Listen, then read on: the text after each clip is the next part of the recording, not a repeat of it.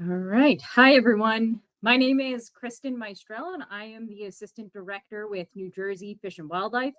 And I want to thank you all for taking the time this evening to join us for our third and final freshwater fisheries public forum of the year. Now, before we begin, I am very pleased to announce that our new freshwater fishing regulations have gone into effect as of February of this year. Many of you have likely heard about these new regulations over the past year, and we really hope that these changes will provide you all with more opportunities to get out there while still conserving our freshwater fisheries resources for many years to come. Now, we are a week and a half into trout season, so our staff have been hard at work stocking rainbow trout and water bodies across the state. And for the first time in more than a decade, we've stocked brown trout courtesy of the Pennsylvania Fish and Boat Commission. You can find the new freshwater fishing regulations highlighted in our Freshwater Fishing Digest, which can be found both online and at licensed agents across the state.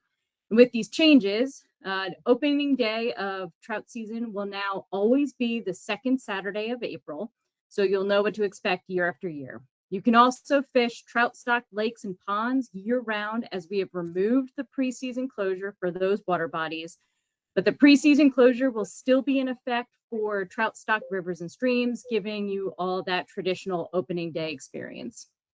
Now, the creel limit for trout between opening day and May 31st continues to be 6 trout per day, but we have reduced the creel limit for the remainder of the year to 2 trout per day. We've also added 23 new ponds to our stocking program across the state, providing even more opportunities for you all to get out there. The lake trout regulations have been adjusted to allow for more harvest at Round Valley Reservoir and Merrill Creek Reservoir and are now managed under the Lunker Bass regulation set. We've added 11 new native fish species to the endangered and threatened and special concern list, affording additional protection for those. And finally, we've made some minor adjustments to the list of potentially dangerous fish species, which you will hear a lot more about tonight. And there are several other changes that you can find that are highlighted in red in our digest, so be sure to check those out before you head outside. And with that, I wish you all good luck this year as I hand it over to Sean Krause, our Bureau Chief of Freshwater Fisheries. Thanks, Kristen. I'd also like to thank everybody for attending this meeting tonight. I'm Sean Krause, as Kristen said, the Chief of Freshwater Fisheries, and we look forward to an informative evening. We'll be discussing a controversial and often misunderstood topic, and that's aquatic invasive species. Throughout the night, you might hear the term AIS. That is just the acronym for aquatic invasive species. The importance and impact of AIS is nothing new, but it's certainly drawing increased attention. All across the country, AIS concern seems to find their way into nearly every high-level fisheries management meeting. Much of the controversy surrounds the deep concerns that ecologists have regarding the impacts of invasive fish and other aquatics such as plants and invertebrates.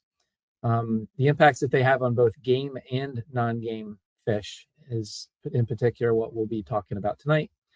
And there's a growing number of anglers who openly advocate for the release and the spread of some invasive fish just because they like to fish for them. To be clear, in our state and in several others, it is illegal to release fish regulated as the potentially dangerous species in the fish code. This even applies to releasing them into the same water body in which you just caught them. On a broader note, it's also illegal to relocate any fish species into a new water body without a valid fish stocking permit issued by Fish and Wildlife. Tonight, we will provide some information and updates while bringing some of our concerns to light, and we aim to work towards working with our angling community to conserve our valuable game and non-game fish resources. After all, as anglers and sportsmen, we take pride to be amongst America's first conservationists. Tonight, you'll see a presentation that spans the AIS background and fishing regulations, as well as impacts to native species, and you'll get some information about our AIS management plan, along with some recent actions. These actions include an update on a project in which the headwaters of the Mullica River were recently reclaimed from an unfortunate intentional snakehead introduction. At the conclusion of the presentation, we're going to wrap up the meeting with a general question and answer session, and we'll shoot to aim around 8:30. Please keep your questions and comments focused on AIS. As much as we're interested in trout and other species as the season is underway, this is intentionally focused on AIS matters. As far as a little bit of housekeeping goes, please keep yourselves muted at all times. During the question and answer period, you'll be able to use the button on the lower left-hand portion of your screen that shows a hand. So if you could please, during the question and answer, if you have a question or a comment, do you like what we're saying? Do you not like what we're saying? And if you have a specific question, you can use that raise your hand function and we'll call on you. And when we do, you have to remember to unmute your microphone. And in case you miss anything or want to share this meeting with a friend, this meeting is being recorded and it will be posted on our Fish and Wildlife website within a week or so. And with that, it's my pleasure to introduce Supervising Biologist Chris Smith.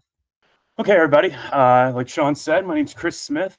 I'm our supervising fisheries biologist here at the Bureau of Freshwater Fisheries now, formerly our regional fisheries biologist. In the past, anybody who's logged into these meetings in the past, can remember that I provided updates annually on many of our bass sampling waters, and as well as, in recent years, a lot of our snakehead work and invasive species in general, and then the development of our invasive species management plan over the last couple of years. So I'm going to go over a little bit of some updates, some information about regulations, and kind of just try to frame a little bit of the background about the AIS program, we're now calling it, that we have now. Now that we have additional staff to permanently work on AIS in the state, we're super excited as we kind of move forward into the next chapter in our management of these species. So before we can kind of dive into like the invasive world and talking about invasives, first we kind of have to use a couple of those categories of where kind of fish fall into terminology. First is our native. You're going to hear a lot about, as Sean already mentioned, about native fish and about non-native fish. Well, first, our native fish are species that are occurring within the geographical region in which they evolved, whereas a non-native fish is a species that occurs outside of the region in which it evolved. Taking it one step further, an invasive species is a species that's non-native, but whose introduction is likely to cause, harm to where it's been introduced.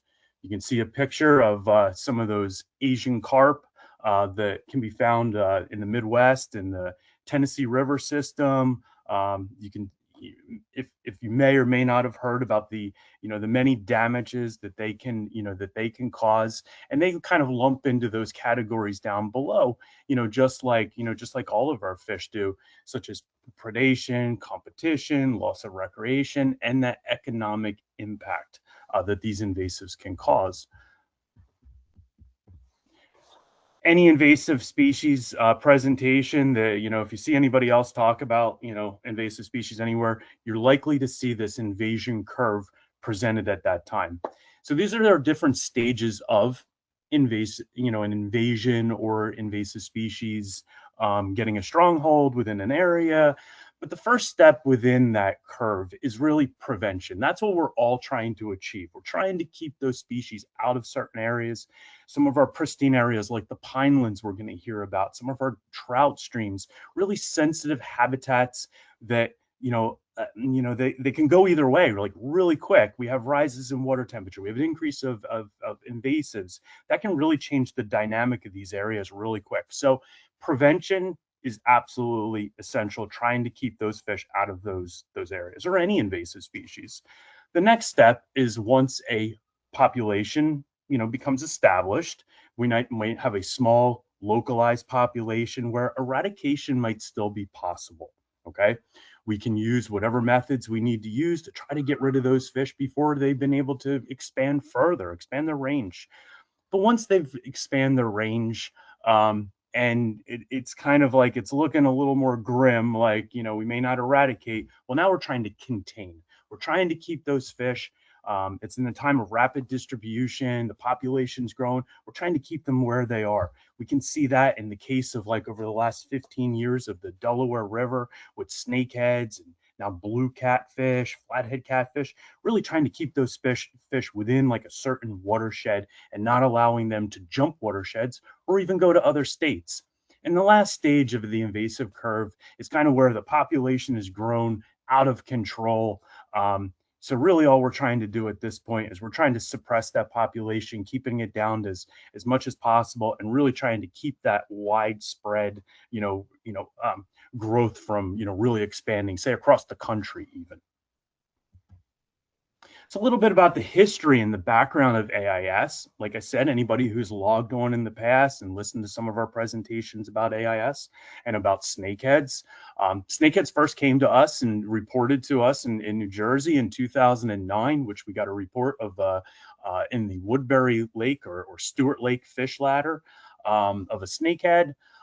Later, we find out that Pennsylvania Fish and Boat Commission was also aware of snakeheads in an earlier incident. I think it was believed to be an isolated incident in FDR Park in Philadelphia in 2004. Well, that population ended up kind of getting out, expanding. The FDR Park, that pond goes directly into the Schuylkill River, which drains directly into the Delaware River, and the rest is history. We have a snakehead population that's now spreading throughout the region. Over the subsequent years in 2010, 2011, we sampled a lot in the lower Delaware River, trying to track that spread, unbeknownst to us that the population had actually been there for about 5 years already. So when we were sampling in 2000, 2010, 2011, we're turning up a lot of, larger adult fish, 4, 5, 6 pound fish. They're probably 3, 4, 5 years old already. Now these fish do grow pretty quickly, but these were already, multiple year classes of fish that we were seeing. So we know that they've been around for a little while. Kind of concurrently, when all this was going on, the department had contracted out creating and developing a strategic management plan, which not only covered AIS, but covered all terrestrial species too of invasives. And the one thing that's noteworthy in that document is there was very few fish, included in there. Flathead catfish, channel catfish, or sorry, not channel catfish, snakeheads and flathead catfish. They had received, national attention, and they were included into there. But it really was in the next couple of years where it really started to expand, where we see a lot of these other fish. And our regulations kind of, we changed our regulations at the same time. We see other species like the Asian swamp eel, start to kind of come into play. A localized population in one water body that really wasn't expanding.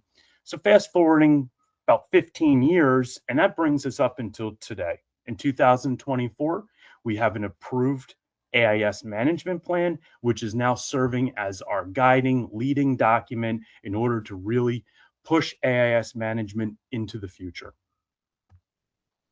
In the past, as I mentioned, we did some monitoring, tracked the distribution, some abundance surveys. Later on, started doing a little bit of eDNA work. And some of these targeted, in more recent years, targeted eradications of the silty pond mussel, Asian swamp eel, northern snakehead. So we had a little bit of work that was going on, but we really have, a big issue and a big problem. Mainly, we really lack regulation. We lack penalties for AIS. We lack coordination and support. We have limited funding. There's no dedicated staff. Myself, I was working on it, as well as some other staff within the agency, but very limited availability of, trying to weigh, all of our priorities. So we didn't have that dedicated staff. And then also there was no statewide database or mapping tool for reporting and tracking these invasives.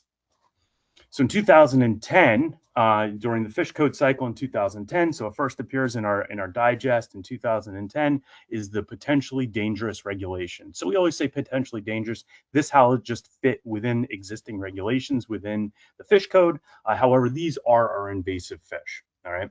So we have 14 species of fish currently listed as potentially dangerous. They all carry the same regulation, so the possession and/or release of live potentially dangerous fish is strictly prohibited. As Sean mentioned, potentially dangerous fish species encountered while angling shall be destroyed. New addition in 2026 was the freshwater drum. One other change that we see in the fish code this past year was we included all catfish under the bow fishing category. So not only can we harvest our invasive catfish, but in order to alleviate any concerns with identification, you can also harvest channel catfish, white catfish, and bullheads with a bow.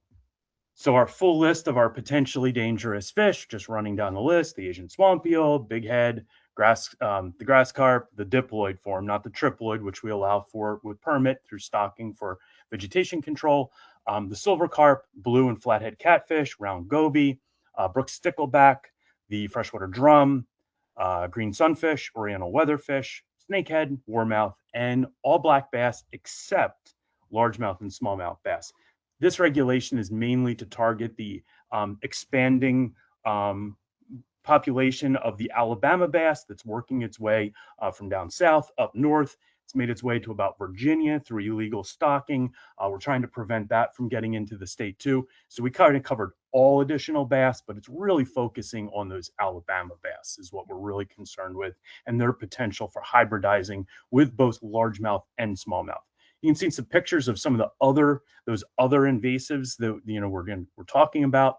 Going from left to right and then up to down, we have our weatherfish, our swamp eel, green sunfish, flathead catfish, freshwater drum, and the warmouth. So some of the questions that we get regularly, phone calls, emails, word of mouth, in passing is, and we're going to keep reiterating this topic, because we get the question a lot. And that question is, do we still need to kill snakeheads? Snakeheads are the example here, but we get it about all invasive fish. And the answer is yes. The regulation has not changed. Some of the neighboring states have some slightly different regulations than what we have, which allow anglers to put the fish back into the waters they came from, just not transport. Our regulation is different. However, it is similar to and the same as many other states have, where it is any angler who does catch the fish must humanely destroy the fish once you catch it, and it cannot be released to any waters. Okay. And then one of the other questions we get is, do snakeheads impact other fish populations like bass? Well, of course, all invasive species have the potential to cause harm. So we can see here, this is some of the work that we did over, a 15-year time frame from 2010 to 2025. We did some boat electrofishing, Lower Delaware River, Salem Canal, Cooper, Sunset, Mananico, Morris River, Woodbury Creek, DOD, all these places. We've confirmed snakeheads in all of them. We've sampled them all. And in recent years, we've been impacted by aging equipment. Our electrofishing boats were pushing 20 years old. They're starting to fall apart. And we kind of fell a little short in the last couple of years with how many waters we were getting to sample. Good news is we have a new boat not only on order, but it's finished and it's on its way, and we'll be able to increase our capacity really soon with sampling for blue catfish down in even the lower Delaware River in waters that have increased salinity. So we're super excited about that. Now, the one thing you can take notice on that, the list of waters we went to is they're all Delaware River or lower Delaware River locations. In 2026, we went to 9 locations for invasive species. You can see the top one is the upper Mullica River, which we're going to talk about in just a minute.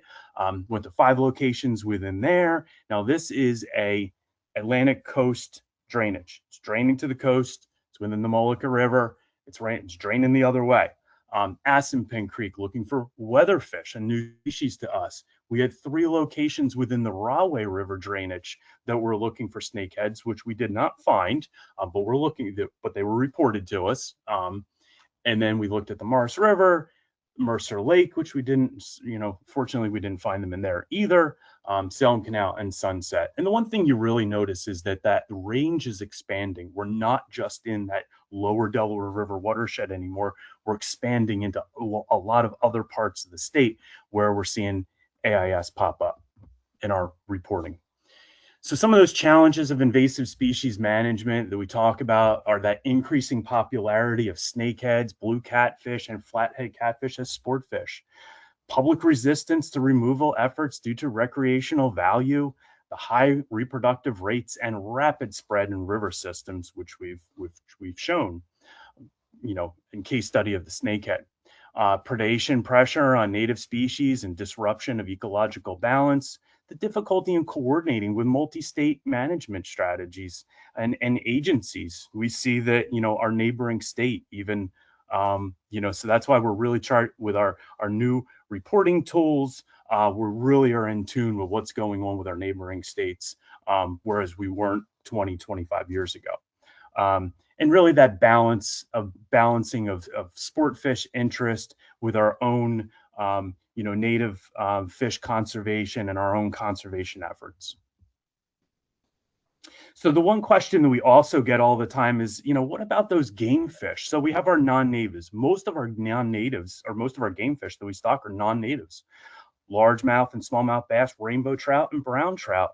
Channel catfish, walleye, northern pike, muskie, these are all non-native fish. So the careful management decisions that our biologists have to take into account about where and when and how many to stock in particular areas.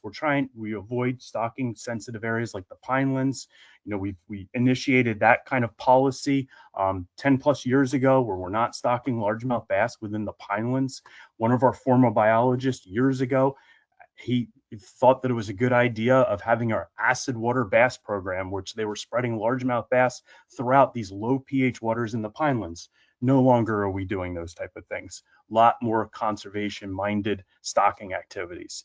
And remember always, angler stocking is illegal and a permit is required to stock fish in New Jersey. This isn't just a New Jersey issue. This is a Mid-Atlantic. This is a regional issue. This is an ever expanding issue into the Northeast. We're kind of in that Mid-Atlantic management area, but the Chesapeake Bay connects directly to the Delaware River through the C&D Canal, which connects directly through the canal to the Raritan, which connects directly to the Hudson. So, a blue catfish that's swimming around in Chesapeake Bay today could easily spread into the Hudson River tomorrow, right? It would take a little bit longer than that, but blue catfish are a large apex predator, ever expanding in the Mid-Atlantic region. They're generalist. They can eat, pretty much anything they want. They're going to have impacts on sunfish, shad, minnows, herring populations. In turn, have impacts on your blue crab populations, your striped bass populations. Those economic impacts, include damage to commercial fisheries, increased management costs, impacts to native fish species. So the current management that's going on within Chesapeake Bay is to increase the commercial harvest, targeted removal programs, and increased monitoring. At one point, and through a lot of the modeling, suggests that 70% of the biomass in rivers like the Potomac, the James, the York are comprised of blue catfish. A couple other quick case studies that we have. One is on one of our brook trout streams, a tributary of the Wanacue River, where we had a good wild brook trout population in the early 2000s. Fast forwarding 15 years later, we have a lot less brook trout, an increased number of green sunfish that weren't formerly present. So we can see that those green sunfish outcompete those native fish. It could also be an opportunity per se of habitat changes. A little bit warmer temperatures than some surrounding areas within the Passaic River drainage could just be providing a great opportunity for invasives to take over. But that's what we have to really consider with invasives, of when the opportunity is there, they strike and they take advantage and they will take over. The last one of our case examples or case studies is about snakeheads. Snakeheads also are generalist predators. They feed on the most available forage. some of the recent studies have shown, in one study, 19 of 22 species present pre and post introduction of snakeheads exhibited declines in relative abundance of all species. Banded killifish were common before the introduction and then rarely encountered post-introduction. So another similar study found that decreases in the densities of banded killifish, after the introductions of snakeheads were also impacted. In tidal water situations, the banded killifish and other similar minnows have been shown to be the targeted, main forage because they're the most abundant. Whereas pond snakeheads, in impounded areas where sunfish are going to be the most abundant, they're going to be the most preyed upon, which is really the concern that we have for the Pinelands region, where we have our native fish species, our native sunfish, which are going to be the most abundant fish within those rare areas. And that's going to be what the snakeheads are going to prey upon because that's what's available. So I leave everybody with our new boat that's on its way. We can't wait for it to arrive to get out there and do some additional sampling of the blue catfish. We're super excited to be able to share that information with you in the near future. And think of those case studies and those impacts that those invasives have on our natives as we go into our next two presentations. Next up is Scott Collenberg. And I will pass the mic over to Scott. Thank you, Chris. Appreciate it. We thought it'd be a good, opportunity before we dive deeper into invasive species to kind of highlight something that often gets overlooked, and that's the unique diversity of native freshwater fish that we have here in New Jersey. And as Chris kind of pointed out, that's really what's at stake when we talk about invasive species spread in general is our native flora and fauna. So kind of go over this again as a definition of what is native, because that's what this presentation is about. But native is really reserved for species originally found within a particular geographic area prior to European colonization. One important note, many of the fish people are most familiar with in New Jersey are actually not native, and that's species that are pictured in the top left there are non-native game fish that have become naturalized over the course of time, such as brown trout, largemouth bass, rainbow trout, or bluegill sunfish. Those are just some examples of species, again, that have become introduced and become naturalized. And our native fish community looked very different historically. And what we're really talking about today is protecting that original biodiversity. So you can see some of those native game fish that we have in the bottom left, such as the chain pickerel, pumpkin seed sunfish, brook trout, and white catfish, just some examples. Another important thing to note is not all native fish are rare. So some species are widespread and tolerant. They can handle changes in water quality, temperature, and habitat. And those are some examples in the top left there, such as the white sucker, the pumpkin seed sunfish, black-nosed dace, creek chub. But others are much more sensitive, and that's what we call them. We call them like sensitive species, or species that we have conservation concerns over. They tend to have narrow habitat requirements and are much more vulnerable to disturbance. Back in January of 2025, we had 10 freshwater fish species that had their state status elevated to either endangered, threatened, or special concern. So we have a total now of 11 freshwater fish species that are listed as endangered, threatened, or special concern. And during our recent round of development of the State Wildlife Action Plan, 19 freshwater fish species are listed as species of greatest conservation need, meaning some action needs to be taken to help manage, conserve, and protect those species that are potentially in decline or needing information to make a decision as to whether they're in decline. So in New Jersey, it's much more diverse than many people realize, and one of the major driving factors of that is habitat diversity. So across the state, we have everything from large rivers, small streams, tidal systems, lakes, ponds, swamps, bogs. We have cold water habitat in northwest New Jersey that supports our native state fish, brook trout, but also non-native brown trout and rainbow trout. We have our pinelands in the south, which you can see in that blue on the map, with very specific water chemistry that is home to some of the most unique fish species that we have in the state. We have over 60 native and about 30 non-native fish species in New Jersey. Where they occur is really driven by the landscape, their biology, and human impacts. The development in certain areas of the state over the course of time have really impacted water quality and habitat, driving fish community changes. As you can see on the map on the left, where a lot of New Jersey is classified as urban land and agriculture, and those developments and things that humans have impacted over the course of time has really driven changes in water quality and habitat, and has impacted a lot of those sensitive fish species that we had native in the state, has changed distribution. One interesting note of that's another impactful thing to some of these fish communities, and a interesting note of change over the course of time, is that of the more than 11,000 water bodies that we have in New Jersey that are over half an acre in size, only 70 are natural. So you can only imagine the things that a lot of these fish had to deal with over the course of time, and the changes that they've adapted to or not. But really, it's not about individual species, but it's about entire assemblages that have developed over time under these conditions, and sometimes conditions that are rapidly changing within the landscape. So all those things really shape what we see today within our fish communities.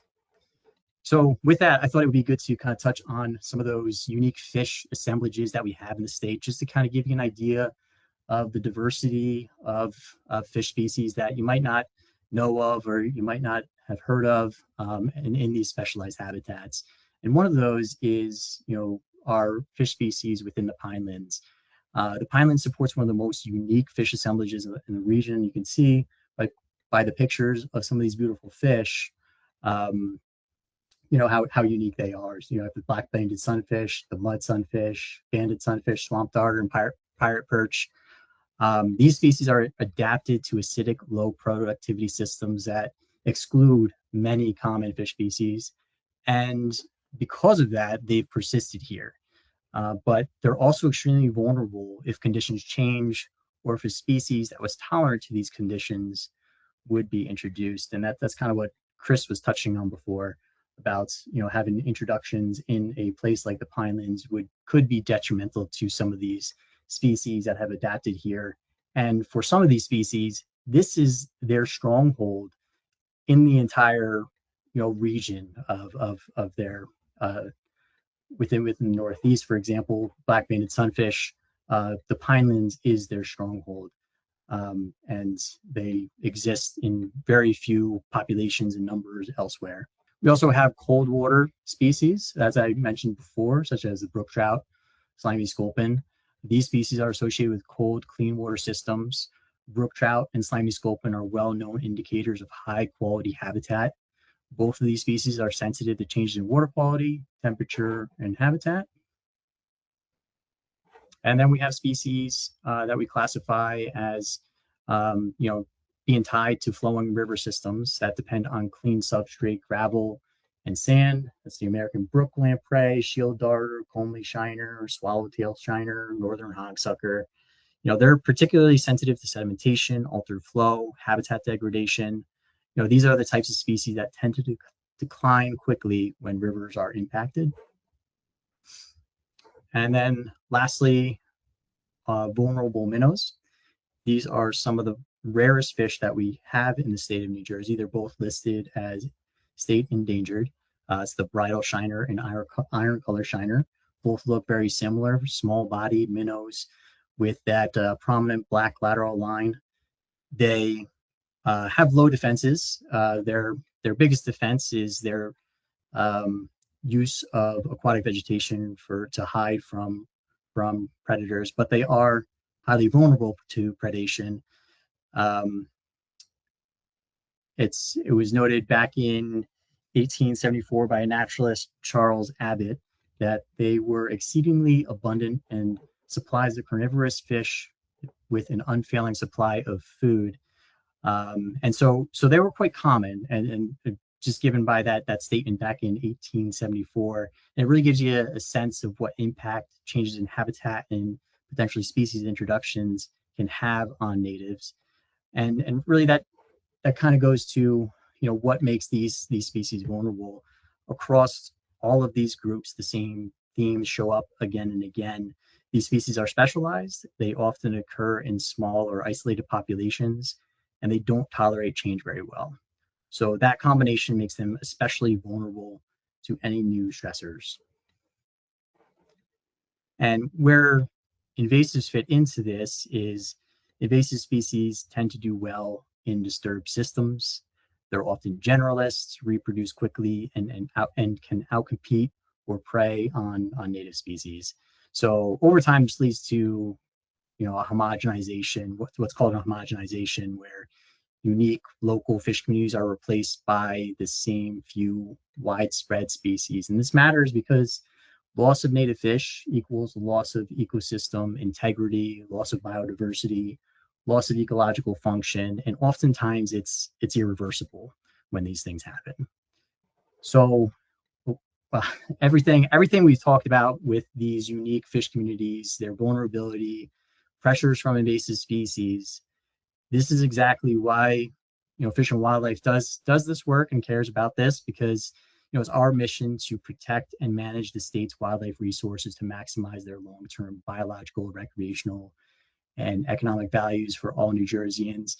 When it comes to invasive species, prevention and management are a big part of how we try to uphold that mission. So that's why we're talking about it today.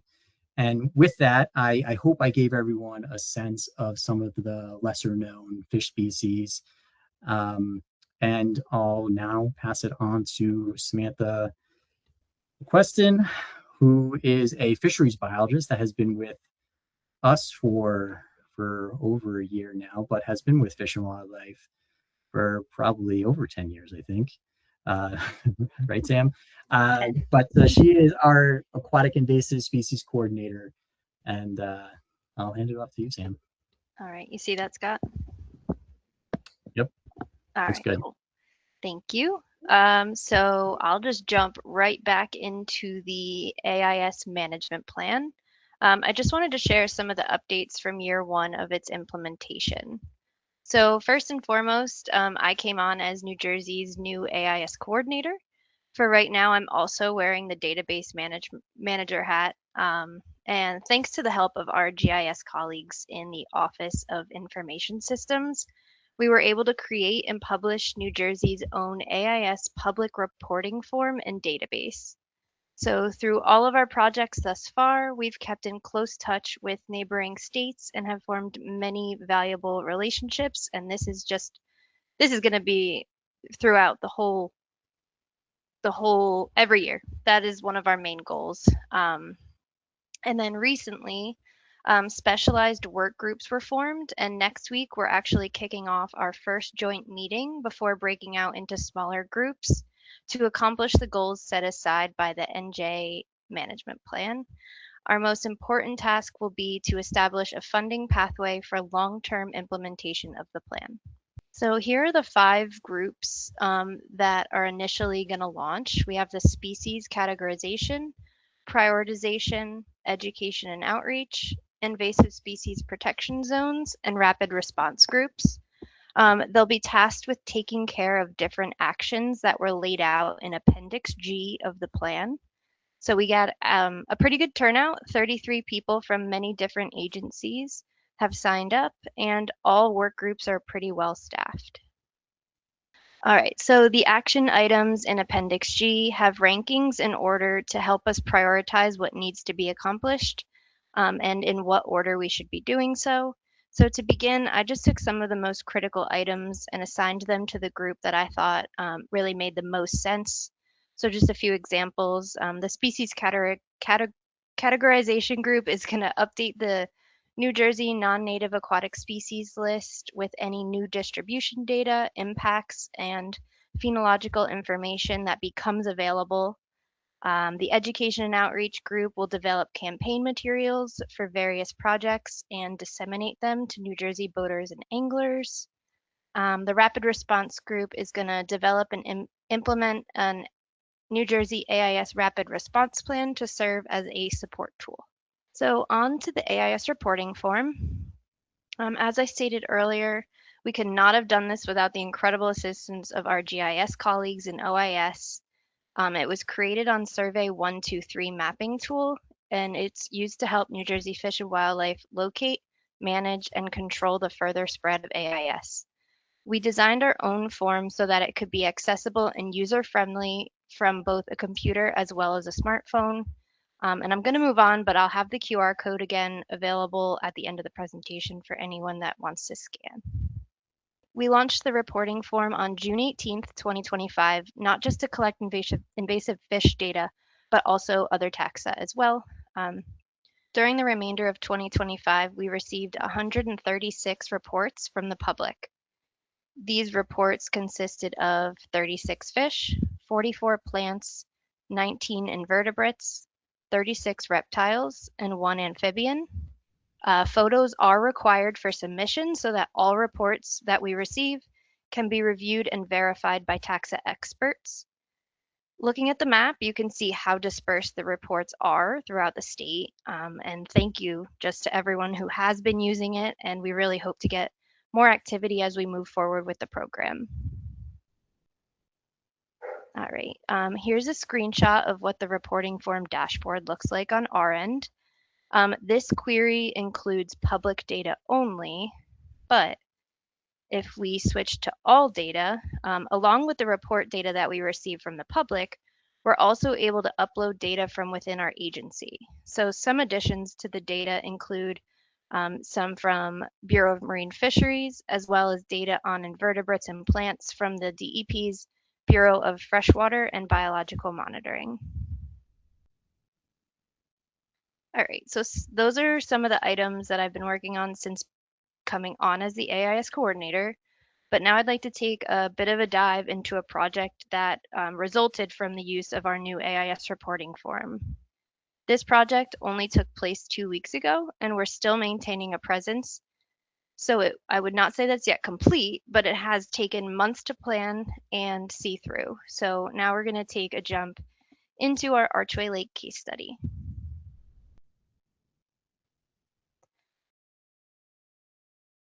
I know Chris touched a lot on the snakehead, and Scott did as well, but just a little background on the invasive northern snakehead for those who may not be as familiar. It's a long, thin fish with single dorsal fin running the length of the fish, and this differs from the native bowfin, which has a short anal fin, and these two species are often misidentified and confused for one another. Its coloration is typically brown with dark blotches, and the juveniles will have similar coloration and pattern.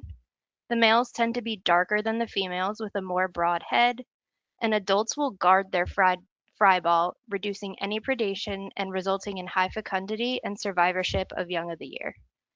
This particular trait is what makes the northern snakehead a major threat and sets them apart from a lot of species.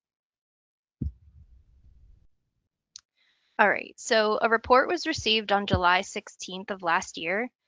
As you can see from the photo that was included with the report, we have 2 adult snakeheads guarding a fry ball of an unknown number of young of the year fish.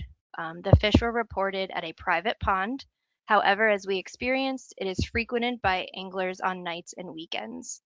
It is shallow with abundant aquatic vegetation and an uncontained spillway that caused us to question whether the snakeheads were contained to the pond or if there was a possibility that by the time we received this report, they'd already spread downstream towards the pinelands habitat. The report immediately raised major red flags for us as the Mullica leads directly into the pinelands, which, as Scott and Chris also mentioned, is one of the last remaining pristine habitats in the state, and it's home to a multitude of listed species and species of concern. So while we know that the snakeheads are relatively well established in the Delaware River watershed, the introduction of them into the pinelands would be devastating. So we knew that action needed to be really taken immediately.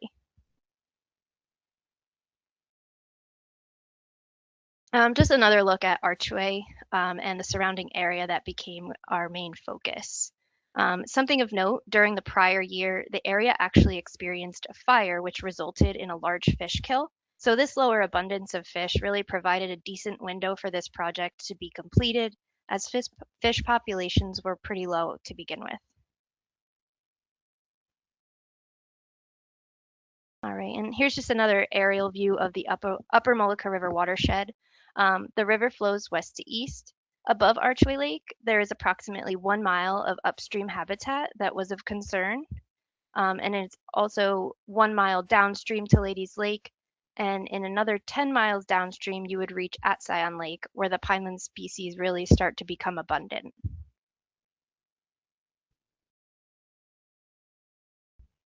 So to begin, the first thing we needed to do was to gather some baseline data on fish assemblage in the area. We sent out some staff to perform a seine survey. During the survey, 5 common species were collected. We had the pumpkin seed, the bluegill, golden shiner, brown bullheads, and banded sunfish. Young of the year sunfish that could not be identified down to the species level were in very high abundance. So luckily for us, we're still upstream enough that the pinelands conditions and species really weren't present.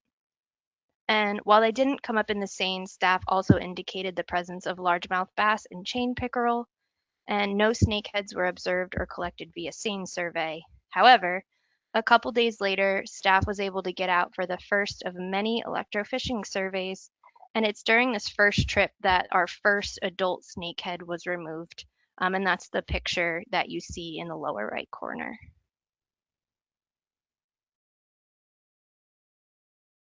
All right, so in addition to the known population that was reported in Archway Lake, we thought it was important to access the ponds downstream as well to see if there was a potential that the snakeheads had already begun to spread. We electrofished Tyndall Lake twice, Lion Tamers once, and Ladies Lake once. We were unfortunately able to access Hanaway Lake at the time. It's also important to note that luckily no snakeheads were found outside of Archway Lake during these sampling efforts in the beginning. All right. So hot summer months do not create ideal conditions for electrofishing. However, we felt it was important to maintain a presence and continue to remove the snakeheads that we could from the system. When conditions began to improve in the fall, you can really see a clear uptick in the efficacy of the survey. So after 4 months of surveying in 2025, we had removed a total of 463 snakeheads. This includes 2 adults. But it was clear to us that this method was not going to result in a complete eradication of the population. So this is when we began to really explore the option of a rotenone treatment. Just another graph, it shows the difference in the catch per unit effort in the summer versus the fall. So you can see in that uptick, that's when our fall months began, and the electrofishing was very effective. So we also collected samples for Dr. Groff with Fish and Wildlife to perform pathology testing. And something he sent us that was of interest, he found young of the year snakeheads were actually being consumed by the larger chain pickerel that resided in the lake. So we thought that was pretty cool. And then you can see the snakeheads, furthermore, were feasting on the sunfish that were present. So while exploring the idea of performing a rotenone treatment on the area, we also enlisted the help of Bureau of Freshwater and Biological Monitoring to help us do some eDNA sampling as another means of surveying where the snakeheads may be present. So a total of 87 samples were taken from different areas of the system. The government shutdown caused a significant delay in getting results, but when we finally did, they showed positive hits in Archway Lake and downstream at Tyndall Lake, which gave us a pretty significant sigh of relief, I'd say, that perhaps there was still a chance to stop the spread further downstream, as these results seemed to be very much in line with our electrofishing efforts. At this point, we still had not found any fish in Tyndall, so we believe that maybe the eDNA hits in that pond were due to washdown. But We also knew that we needed to act fast because there's no permanent barrier preventing them from moving downstream. And furthermore, what this really told us was that someone did intentionally and illegally dump snakeheads directly into Archway Lake.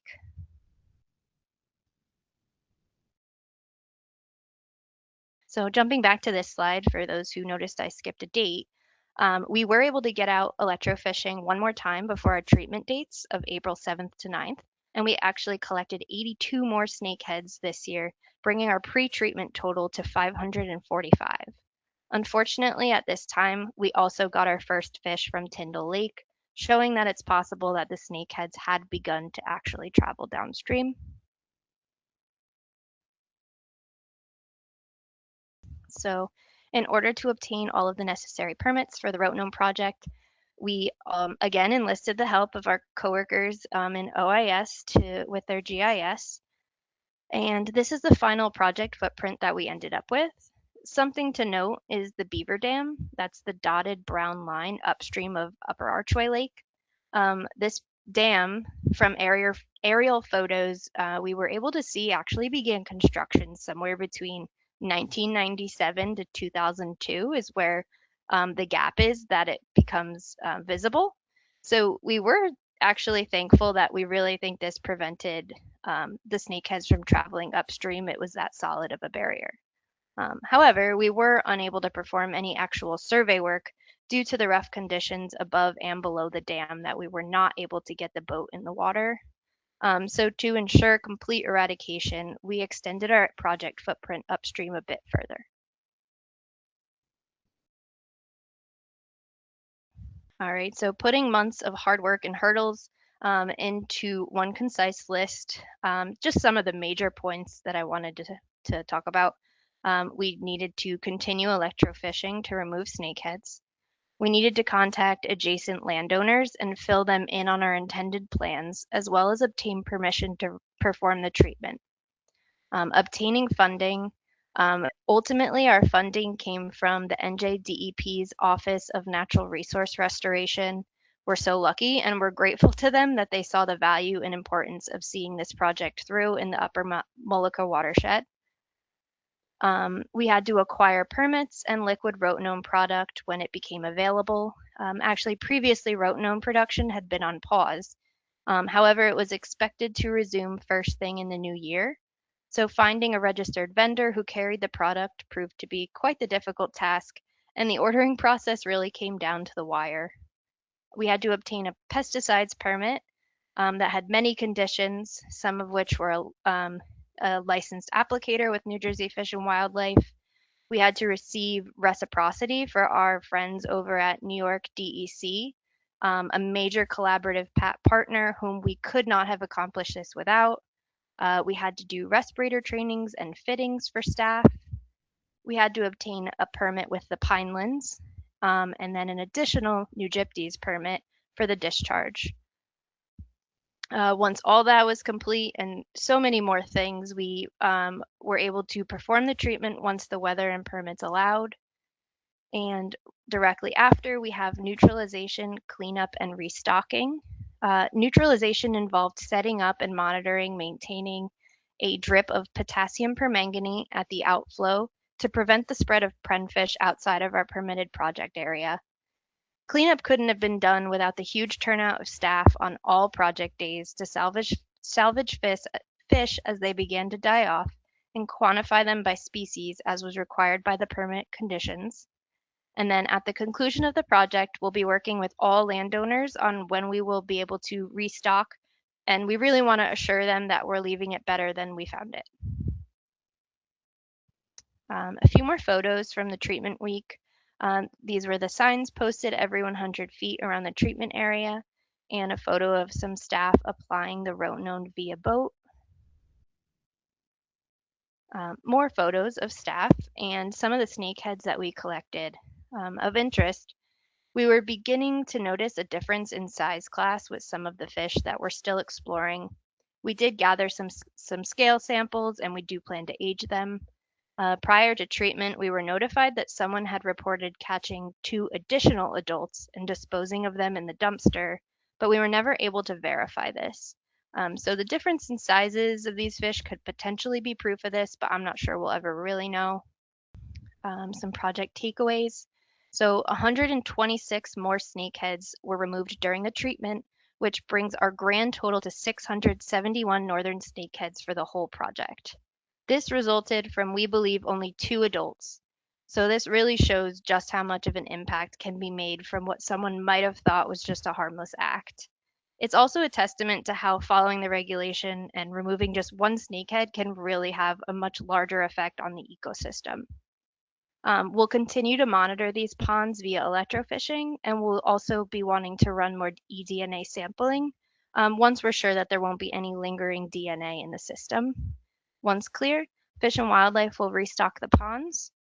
This project took months of hard work, but it really highlighted the need for a rapid response plan should anything like this ever happen again, and that could really help us to speed up this process. So, like I said, this project took tremendous effort from so many different entities that we're really grateful for. I'm sure I've missed some, but it wouldn't have happened without their help, so thank you.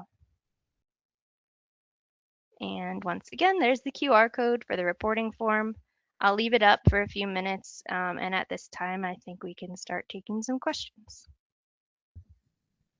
Great, thank you very much, Sam. Yeah, as we start the Q&A session, I just want to thank Chris, Scott, and Sam. I think the 3 of you told a great story here tonight. And now that it's 8 o'clock, we're going to dedicate the rest of the meeting for conversation. So as mentioned earlier, please use your hand tool down there. Raise your hand and we'll gladly call on you. And at this point, I'd like to invite all Fish and Wildlife staff to turn their cameras on. And let's continue the second half of the meeting. Thanks. All right, first hand I see up is Alex G. Go ahead, Alex. Are you saying all bullhead species in New Jersey are introduced? Can you say that question again? I'm sorry, I had a hard time understanding one of the first words. Okay. There's brown, yellow, and black bullhead. Are you saying they're all non-native? No, the 3 of those are native to New Jersey. Yeah, but what you said earlier seemed to contradict it. And one more thing, green sunfish. When I saw your photo, I was shocked. You know, the horse is out of the barn on that one. I don't think you can realistically expect people to kill, you know, every one of them that they catch. I mean, they're everywhere. Yeah, I can address that. So it's difficult for us to individually manage every different invasive fish. So we have some general policies of fish that can cause harm. And you're absolutely right. Some fish are more present and more widespread and more numerous than others. But at this point in time, the regulation includes green sunfish. They are probably one of the most abundant and widespread of all those species. But they're still expanding their range, so we still would like to have them reported on our online reporting form, and that holds true for all the other fish. We want to be able to monitor their spread, their abundance, their impacts, and we encourage you to continue to report. Thank you. You know, one thing though, they seem to coexist very well with other sunfish species. They have their little nooks, and the pumpkin seed, bluegill, whatever, they all get along. I'm not doubting that in some places that could be possible, and you might have seen that in your experiences.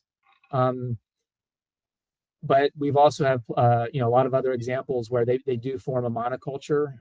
Not to get into each and every specific water body, but we do have examples across the state where they actually become the most dominant fish there, and you see other, even like largemouth bass and bluegill populations really decline because of it. Thank you, Eric. If we could move on to the next speaker.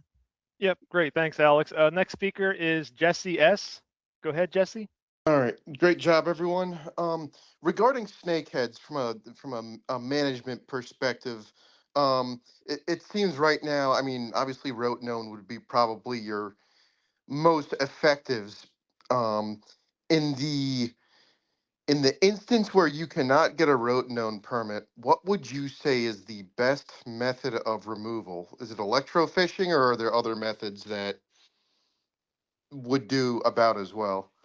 I can answer it.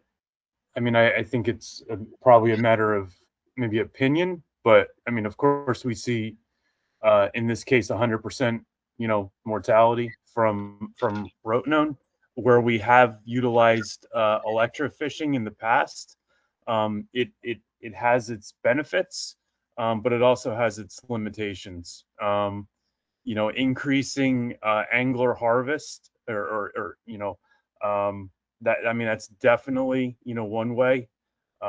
Encouraging angler harvest and then fishing for them definitely helps, but probably electrofishing when it really comes down to it. Legal electrofishing is probably the best way to if rotenone's not on the table. Okay, of course. And I imagine things like fike nets probably don't get them too much. I don't know how much they tend to move around.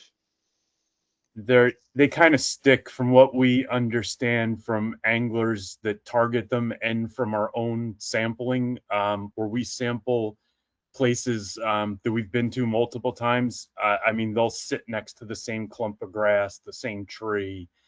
They're very much that they utilize the same habitat all the time. So I don't think they move around a ton. Got it. Thank So, you. at least in closed. If I could add to that real quick, if you remember that invasion curve that Chris pointed out, there's various stages. So maybe something like electrofishing might be very effective with either early detection or on the farther end where you're just trying to control a population. But full eradication using a technique like electrofishing is probably very unlikely to be successful. But Of you course. can And get control. once you're at the end, you're not eradicating stuff. But just from the management perspective, and Yep. trying to get as many out as you can, you think electrofishing is probably at this time the best method other than rotenone. All right, thank you, Jesse. Moving on, Gene S. Go ahead. Okay. Now you're saying that all snakeheads were introduced, correct?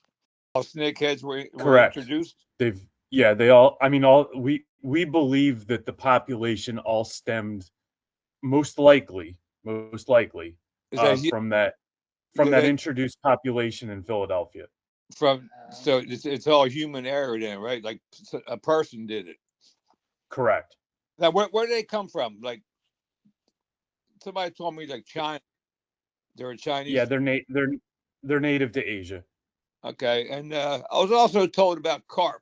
Somebody told me that carp are actually considered invasive to New Jersey. Is that correct? The common carp is not defined as a invasive species, so it's not defined as a potential dangerous species. So it does not carry the potential dangerous regulation. It has its own, bag limit, creel limit. Right. Carp are what we would consider more to be a nuisance species. They're fun. They can have negative impacts on water quality, on biomass and fish populations, but they're not a invasive, potentially dangerous per se. Now this electrofishing, or is that just like shocking the whole pond, like with electricity, and killing all the fish, and then restocking it? It has a very short range. When we're using a boat, it has a range of anywhere between 5, maximum of 10 feet out in front of the boat, that we can shock the fish that are in the immediate proximity of the boat. How many volts you putting in there? Like a lot. Like if you were to jump in, would it kill you a person? Yes. Yes, it can. 300, 200, anywhere between 250 to about 300 volts generally. Upwards of 18 amps. Nice.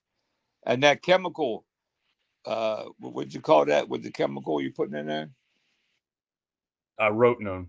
Rotenone. What's the lifespan of that? Like how long does that hang around for? it starts to deteriorate after, as far as once we put it into the pond itself, Right. or Like, into the water body. yeah, couldn't that get into the sediment and eventually go into the aquifer and then into our drinking water? No. I think Organic matter actually Yeah. significantly reduces its lifespan. So UV and organic matter helps to eliminate it from the system. Okay. Thank you, Sam. You're welcome. You're very informative on your speech in the beginning. All right, that's all I got for y'all. Thank you. Great. Thank you, Gene. Moving up the list, Next Dom T, go ahead. Hey guys, a quick question on the snakeheads. I run a guide business on the Delaware River. It's all bow fishing mostly. Is it worth put some sort of bounty on the snakeheads? I mean, everybody's putting so much work and effort into eradicating them. Is it worth, like Maryland, you can now sell them, just like the blue cats and the flatheads. Is that something that New Jersey should look into? Yeah, we really haven't taken many steps towards incentivizing the take, which it's something on our agenda. It's one of our goals to try to come up with means and methods to incentivize the take. Like the commercial food industry. There's a movement to not call them snakeheads anymore because they don't sound appetizing. If you get into the Chesapeake, they're now trying to be known as Chesapeake Chana because it sounds more palatable to the general public. I have buddies down there. It's a very solid living. I mean, these guys are getting $6-7 a pound for snakeheads, and if that was the case, like, so in my guide business last year, we killed 551 on the Delaware River from the Trenton Rail Bridge to New Bolds Island. That's the same 4-hour run I do 250 times a year. So it's a never-ending supply. With a 9-foot tide swing, and now with the blue cats, it's even worse. So I fished a little bit further south, more towards Philadelphia by the Rancocas, and we probably killed 400 or 500 blue cats last year with the bow. I mean, there's nothing stopping them. People aren't, they're throwing them back. Right. So there's with no incentive, there has to be another way to do this. And I think maybe commercializing it to saying, hey, you guys can sell them. It's no different than the carp. Yeah, there's a market for I think there's room. I think there's room in the future to investigate that along with other methods of incentivizing. But Dom, I want to thank you for we consider that not only the recreational aspect of it and your business, but it's also the environmental right thing to do. So we appreciate that, and we don't have any firm plans on incentivizing. I know in some other states there's examples of putting a bounty on the fish. Yeah, I don't know if it's financially feasible for the state to pay out a bounty. That's why I'm saying maybe commercial fishing of some sort. I see Maryland just did it with the trot line permits. It's a $15 permit. You can trot line blue cats and flatheads. Yep. Certain times of the year, only with dead baits and circle hooks. And I read the whole thing, and it seems like it's pretty feasible. Like Trenton's got them pretty bad, the blue cats, but we don't see them past now. Like once the herring come through, I don't see the blue cats. I don't catch them rod and reel as much as I do in March. So I don't know where they go, but they're plentiful, very plentiful, and they sit deep water, 55, 60 feet of water. So I can't imagine you guys being able to electroshock that deep. I have no idea, but it's something that needs to be looked at. I think. I don't know how you're going to stop the blue cats. I mean, you couldn't stop them in Maryland, so it's not going to be good here. I think it's really going to put a hurting on it. The snakeheads are one thing, but I think these blue cats are a totally different disaster waiting to happen. That's my opinion on it. I've seen both sides of it. Yep, we see it the same way. Yeah. So, well, I appreciate it, and that's it. Thanks for everything. Thank you. Yeah. Great. Thank you, Dom. Moving on, Connor P. Go ahead, Connor. Good evening, guys. First, I'd like to just thank you guys for taking the time tonight to put this together. I own a small pond and lake management company based out of South Jersey. A couple quick questions in terms of electrofishing legality. This may be a question for Fish and Game, but electrofishing in areas where they wish to remove large quantities in like private lakes. Is that legal? Is that a question for Fish and Game? So we have a permit system where we issue scientific collecting permits. There are other examples of where that's done is like if there's a dam reconstruction project or dredging project and you require fish salvage. So yeah, there are consultants in New Jersey that are approved to use electrofishing to remove fish for salvage.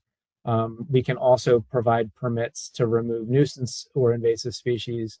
That has happened in a couple different places. For example, removing common carp overabundance. So yeah, we are the folks who you would talk to about invasive species removal projects.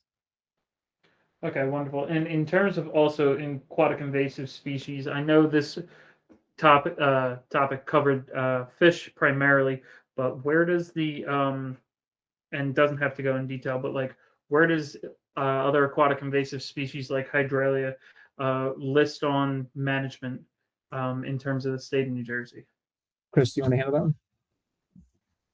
Yeah, sure. I mean, the one thing right now is this is kind of our first, we'll say, fully, public forum where we're just focusing on invasives, right?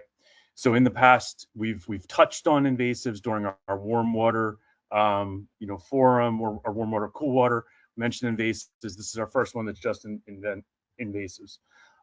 In the future, I hope, and we hope, all of us hope to have more presentations by more of our colleagues that are also working on other taxa. As Sam continues to collect more and more reports and more information, through the working groups and through our reporting form about more and more of these other AIS species, particularly plants with hydrilla. We hope to share some of that information on distribution information also. Currently, we're not, our Land Management Bureau does do some plant management on our wildlife management areas, through the control. A lot of it's contracted out. Assunpink Lakes is one of the areas that in recent years we've been treating for the hydrilla, in those water bodies, and many other public water bodies are too. So we hope to, any questions that you do have, we can try to help out and direct you, to those folks too that might be a little more, knowledgeable in the plant world than we are, which we're primarily fish biologists, but we do have a lot of colleagues that work in that area. Totally understood. Thank you guys so much for your time. Yeah. Great. Thank you, Connor. Moving down the list, Janice V. Go ahead, Janice. Okay, I'm sorry, I forgot to put my mic on. You're fine. Go ahead. I'm the lake manager for a small lake community up in northern Jersey, very northern Jersey. And we try to stay on top of these things. And I just wanted to clarify, you're saying that if I come across any of these invasive species, you want us to basically let them die, kill them somehow, take them out of the lake, and then report it to you, correct? Yes.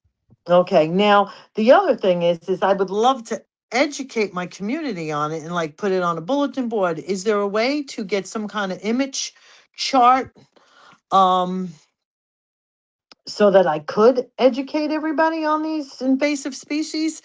Because we're small enough that could something like what happened down in the Pine area, like somebody put two adults in a small pond and then it kept going, because we're attached to an awful lot of, streams and lakes going down off our mountain, because we are in northern Jersey. I'm at one of the closest to the high points area. Okay, yeah, that is one of the main priorities of our education and outreach group. So if you wanted to reach out to me individually, I personally, with how new the program is, don't have those materials yet, but a lot of them already exist. So I'd be happy to point you in the right direction. But also it'd be nice to know exactly what you're looking for and get your input so I know exactly what to come up with. Oh, that would be great, because I do have other, if you could just, I guess, use my email and give me your contact information. Sure, Or Karen, will you have that? I have it, Karen. Yes, I can get you that, and I can put you guys in touch with Yeah, each other. I'm Janice. I'm Janice. Thank you. Yeah, at the end of this, I'll send out an email. Everybody will get links to everything and contact information. Okay, great. All right, thank you. Great. Thank you, Janice. Moving on. Rayshawn L. Go ahead, Rayshawn. Hey guys, Rashawn Lewis here, president of the South Jersey Bass Club Association down here in South Jersey. I just wanted to first thank you guys for putting this this session on this evening here. As you know, we have many different fishermen down here, bass anglers, and whether you're leisurely fishing or tournament fishing. A lot of the information that you guys are presenting is valid and valuable. I just wanted to possibly extend an invite to either Chris Smith, which we work with directly, or another member of your team to come down to one of our monthly Wednesdays meetings to kind of go over something similar that you did tonight, or just to update us on where the state is heading and what strategies you guys are trying to put in places, say for like Stewart Lake or Woodbury Lake, as some would call it. But the invitation is open to anyone. And Chris, you have my email and my number. And I just want to say thank you again. Over. Thank you. Thanks, Rashawn. We'll reach out and we'll get in touch. We've always enjoyed coming in and meeting with the association. So we'll definitely we'll get in touch with you. Thanks, Chris. Appreciate that, buddy. All right, that's all the hands I see, but everyone, the floor is still open. So if you have a question, please go ahead and raise your hand, and I'll call on you in the order your hand is raised. I guess while we're waiting for more questions, one point I just wanted to clarify from an earlier presentation. When Chris was talking about snakehead distribution, snakeheads certainly span farther up the Delaware River than was indicated in the presentation. Chris's work, is focused on the ground zero for snakeheads, so that was entirely accurate. But just for further information, snakeheads have been reported 5 or 6 miles upriver in the Musconetcong River, up into the Paulinskill, several different locations. So the snakeheads at this point are not are no longer just a southern and central New Jersey species. As we've mentioned in some other presentations in the past, they'll basically get into any habitat that they have access to. So when there's a dam removed on a river that flows into the Delaware, they're probably going to move up and over where that old dam used to be. Okay, thank you, Sean. There's some more. Sorry, Chris. I was going to say I can even expand a little bit extra, just a little bit extra piece of that information. Is that we have seen and our New York counterparts have seen that the snakeheads have gone well into New York, and so far up the Delaware River that it's even believed that they may have been introduced so far up there, because it's such kind of the distance in between where they are. They believe that there might have even been some additional angler introduction, like way up in the river. But we do know that they're going like way up the river, well into the into the New York waters. So yeah, the fish. And conversely too, the southern expansion too. They're gonna they're gonna continue to move as far south as they possibly can. In a lot of the early research suggested that they do not tolerate high salinities. That was proven false, many years ago, and they will go through full bay water salinity, 18, 20 parts, full salt waters like 35. So they can tolerate really high salinities. So going through the C&D Canal, even extending, maybe even possibly down into Cape May, is a possibility. So it really shows the possibility of like how far that species can travel. Great, thank you, Chris. Next hand I see is Leonard L. Leonard, go ahead. Hey, how are you? And thank you so much for this, all of you. I represent a small pond up in North Jersey, up in Sussex County. And I was kind of wondering, I looked at your chart, I saw that the snakeheads were in Union. I was wondering how far north are they? Are they up in Sussex now? And I was kind of surprised with when I saw the bowfins. I've seen them before, but not in New Jersey. I didn't know they were native. So 2 questions: bowfins, native, and how far up are the snakeheads? Or are they in Sussex? Yeah, one quick thing on the bowfins. There's been, we'll say, debate on the origin of bowfin through different generations of biologists. You kind of new information comes out, it goes back and forth. Although, a lot of the information we put out calls bowfin native. The most recent assessment that was done a few years back actually considers bowfin non-native to New Jersey waters. So Right. it's one that because of the question, we're not listing them as a potentially dangerous or invasive species, because if not native, directly into New Jersey, they were very close nearby. But as far as Sussex County, I'll let somebody else address that. Yeah, I'll jump in, Sean.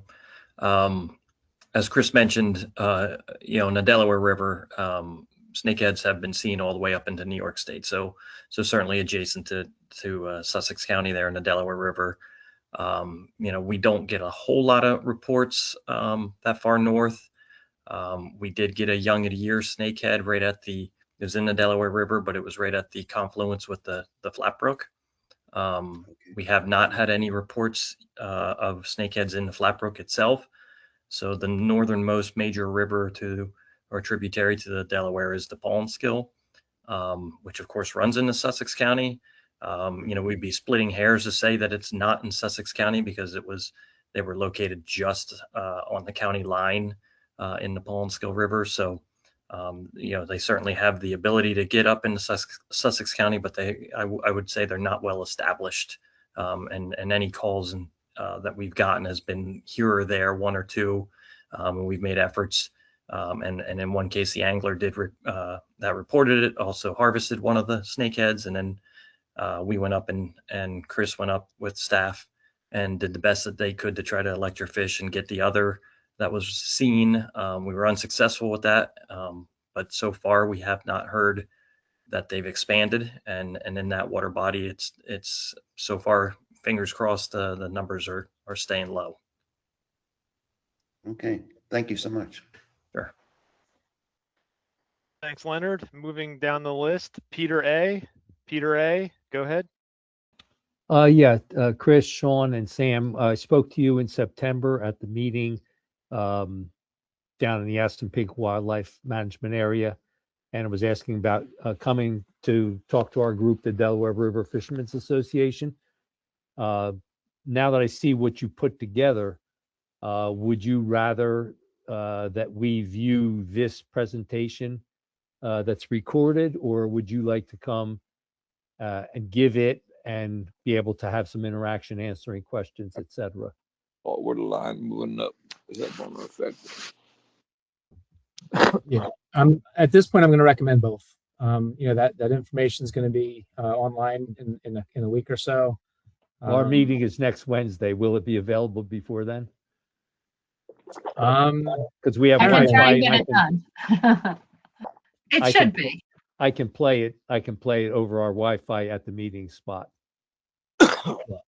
If available, why don't you do that at this point in time? But we would be excited to come and talk to you guys, even about some more of the localized issues, some of the the catfish tournaments that are going on, some of the other aspects of the Delaware. So yeah, you can look forward to both. All right, and the other thing is, if you were to tell people where to fish for, or how to fish for snakeheads and or blue cats in the Delaware River, I mean, some of our members might be interested in, trying to do that if they had a little bit better sense of where to target and how to target. All right, I'll email you separately then. Thank you. Sounds good. Thank you. Thanks, Peter. Moving down the list, Patrick M. Patrick M, go ahead. Hi, I'm just wondering, in retrospect, was it a mistake taking out all the dams along the streams leading into the Delaware River for this very reason? I certainly don't want to say it was a mistake. There's a lot of conservation benefits to dam removal, removing, hazardous situations. So I just want it to be a thoughtful process where we're considering the pros and cons. And I think invasive species are a major con in this situation. But it doesn't necessarily make it an overall bad project. I really think, our job is to look at each dam removal on a case-by-case basis. Some are going to be more harmful than others. For example, several of the fish ladders that open up migration into the pinelands, we have either closed those fish ladders or discussed closing them to prevent invasives from moving into a real sensitive area, such as the pinelands. With the multiple dam removals along the pollen skill, years ago, snakeheads weren't as far north as they are now, but it was, some calculated decisions. We at the time viewed the overall benefit for like the Columbia Lake Dam removal and some others of having, broad ecological recreational benefits. But as you can see, and as you're pointing out, there are some strings attached. So I just would like to make the plug that all conservation groups, thoroughly consider all the pros and cons when considering a dam removal. Okay. I'm just, like I said, I just want to throw that out there because living on the pollen skill, I was a big proponent of not destroying ecosystems that were already there in order to benefit the shad, as I was told that's the reason that was happening. It's just my opinion, but sure. All right. Thank you. Thank you for the presentation. I really enjoy this. Thank you, Patrick. Thank you, Patrick. I see one more person we didn't call on yet. Joan W. Joan W, go ahead.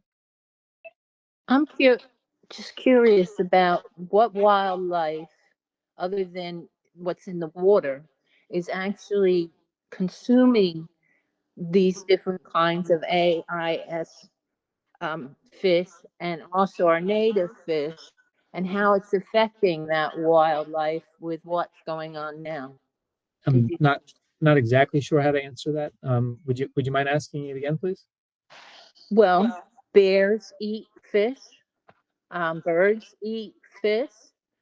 I don't know if the fish you've been talking about today are part of the fish that they consume to survive. Now, I did hear you said that humans are eating these fish. Oh, well, maybe not these, but the ones you think are AIS. So, well, how's it affecting the wildlife when you're taking away so much of it to get rid of the most of it? Yeah, I think a good way to think about it is, that the less we mess with nature, the better in regards to, native predator and prey relationships. So for example, a bald eagle is going to swoop down and eat whatever fish it can encounter, right? Whatever's on the surface, whatever's available at the time, whatever's most abundant. But I think I think it might be short-sighted to look at an invasive species as like great forage for someone else in the food chain, because you're probably always better off with a native species feeding upon a native species. Natural defenses, natural, you would call that like a predator prey arms race. Strategies for native species to hide and strategies for predators to be successful. So when species such as these AIS come in there, they can throw everything out of whack. Just in general, not to get any specific examples. So I think you're by thinking that we shouldn't remove AIS because they may be benefiting other species, those other species are probably benefiting from the native species that would recover once AIS were removed. Well, if the other species are hungry enough, they might remove them for you if you know what species eat them. Well, yeah, for example, the one slide that Sam had in the presentation was it was great to see that the native predator, down in those waters being chain peckerel. The chain peckerel were naturally, we'll say, controlling or removing snakeheads from the system. Good. Maybe bring some bears around, and no, it's too many houses too close for the wildlife to get too close to that waterway. That needs to be changed with what's going on. So anyhow, I was just wondering. Thank you. Thanks, Jim. Eric, how are we looking on callers? I think I called on everybody already, so I think unless any new hands pop up, every name's been called. Okay. I guess in conclusion, we are past the 8:30 mark. I just want to thank everybody for participating, both staff and the public. One thing that I just want to kind of summarize the meeting by saying is, I think much of our generation it's been so ingrained of catch and release when it comes to fishing, right? Catch and release, catch, photograph, and release, and that's always been considered like a very prestigious position to be by some people, right? A lot of people are proud to release the fish that they catch. But as fisheries managers, we don't always want to see every fish released. For example, with our trout stocking program, we stock many small warm ponds. They get warm by the summertime. So by releasing those trout into a small pond that warms in July, what are you really accomplishing, right? We might as well eat those fish, right? We might as well bring them home, feed the family, enjoy it from that perspective. Another example could be our lake trout populations in Round Valley, Merrill Creek reservoirs. We've recently allowed for more angular harvest because we believe that's going to help the fishery do better by reducing the population of lake trout. We've seen their condition over time go down where lake trout are looking, weighing leaner and thinner than they used to be. So it's our job as fisheries managers to use whatever tools we have. Sometimes it's the use of rotenone, sometimes it's electrofishing to monitor a population. But what we really hope to get out of this conversation is to bring anglers on board, helping us conserve our native and non-native recreationally and non-recreational species. So thank you all. I really appreciate it, and look for the presentation in the next week or so. Have a good night. Thank you.